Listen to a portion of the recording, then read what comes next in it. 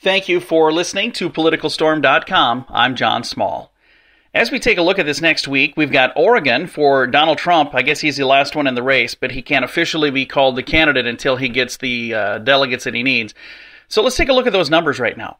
1,237 delegates is what he needs. So let's say he wins Oregon. There's 28 to pick up there. And Washington, 44 to pick up there. He's still not got enough.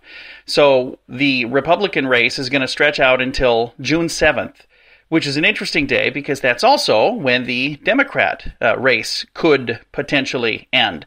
And the reason I say could potentially end, as we take a look over on that side of the aisle, Clinton right now has 2240, and on that side you need 2383.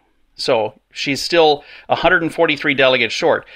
She's not been doing really well lately. Sanders has been winning a lot of the different races. Now, the funny thing is, even though he wins the races, she's still picking up delegates. So she's adding, but slowly, not as quickly as she should.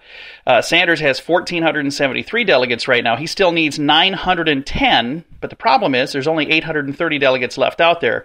That leaves him 80 delegates short. Now, is there still a mathematical way for him to win? Here's what some people are saying. If some of the unpledged delegates, or as they call them on the Democrat side, the super delegates, would change their mind, wink, wink, or move to his aisle rather than hers. That's, I believe, the only way that he could win at this point. Now, this week is a big week for the Democrats, also in Oregon, but in Kentucky as well.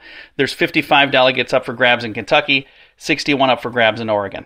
Now we take a week off for the Democrats. They don't have another campaign until the 7th of June. And that's the day that if Hillary would win every delegate left, she could actually win on the 7th. Now, if she doesn't win every delegate left, it could get stretched out all the way till the 14th of June, or it could actually be a contested campaign. So we'll see what happens. And maybe that's why Bernie's hanging in as hard as he is, because right now she's 143 delegates short. Again, he's 910 delegates short. So if you'd like to see the image, I've got a snapshot of this all in one little image. You can see that at PoliticalStorm.com, also on our Facebook page as well. Thank you so much for listening to PoliticalStorm.com. I've got a couple of fun interviews I'm working on. We'll have those for you early this week. Thank you for listening to PoliticalStorm.com. I'm John Small.